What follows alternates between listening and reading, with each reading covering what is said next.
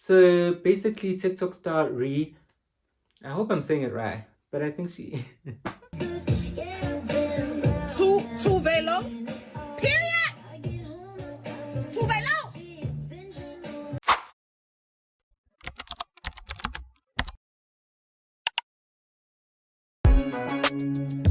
Doesn't make sense now. Shit just got real, things are getting intense now. I hear you talking about we a lot, oh you speak French now. Welcome to Let's On It Lëbo. Now this is a show which shines a spotlight on the culture. Anyone that you should know or already know. Now superstars, if you haven't been on TikTok for this past week, that means you might have missed Ree's situation. And if you have, let me catch you up real fast because she took down the video so I can't post it up.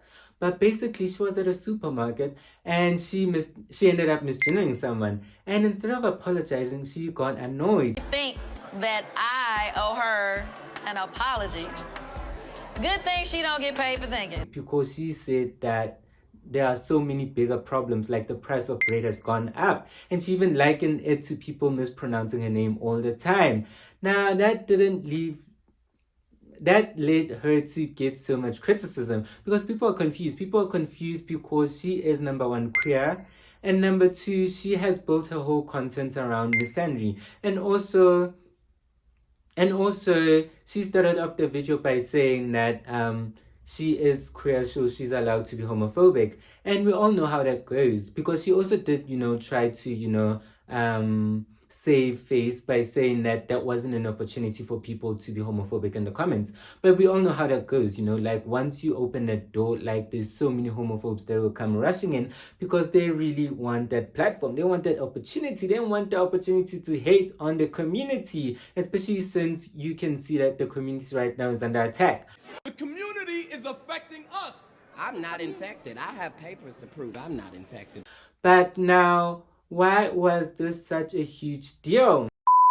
It's a huge issue because Ree is a black woman and she has already stated that she knows what it feels like for people to mispronounce her name, for her identity to be brushed aside. That is her lived experience. So now it feels kind of hypocritical when she decides to brush off someone else's lived experience. In this case, they're misgendering their pronouns, because now...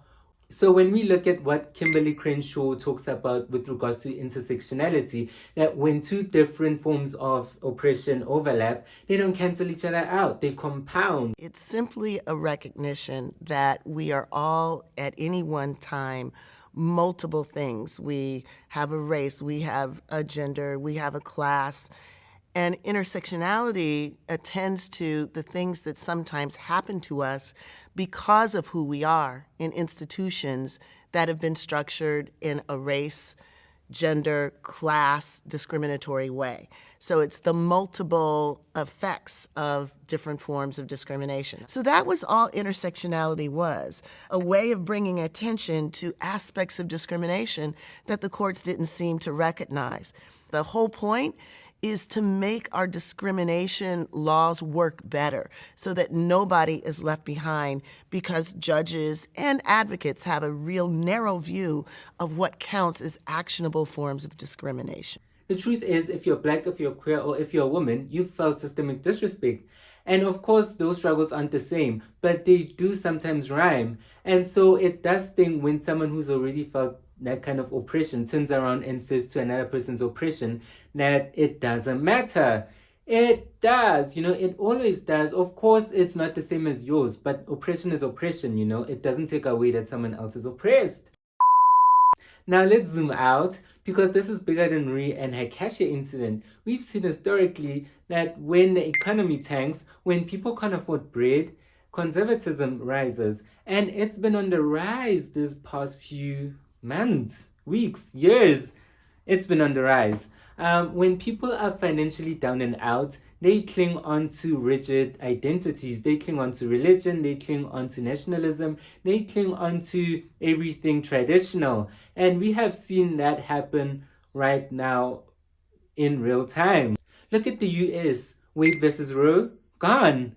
Women's reproductive rights gone just like that with a single Supreme Court ruling. And right now we are seeing on the table on the chopping block is same-sex marriage laws. They are being asked to be overturned.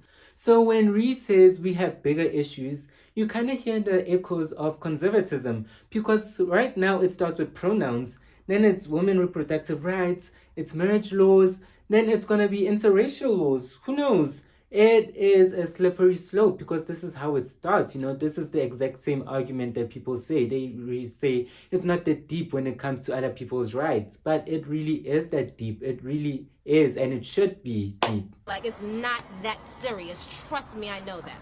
But anyway. So yeah, this started as TikTok drama, but as you can see, this is a warning shot, because as we can see right now, rights are reversible, and they will be reversed if we keep on dismissing each other's rights, if we keep on dismissing each other's lived experiences. So if you're queer, black, or woman, you felt a different version of the same fight. So we don't need to be comparing whose pain is bigger. We just need to stand together and fight them all at once. Because we have seen that economies will crash and recover, bread will go up and down, but when our rights are taken away, they do not come back easily. So we need to stand in solidarity and fight all of this, because we have nothing but ourselves. And we need to choose ourselves. We need to stand together and fight. But yes, superstars, we've come to the end of the episode, and if this resonated with you, let me know in the comments. Let me know what your thoughts are in the comments down below. Let me know everything. But from me, I will see you guys next Sunday. And please don't forget to like, comment, and subscribe. Please subscribe. You know we're on the road to 500 subscribers. So I would really appreciate that you guys please do subscribe and share. Share it to everyone you know. And yes, that is from me signing out. Bye.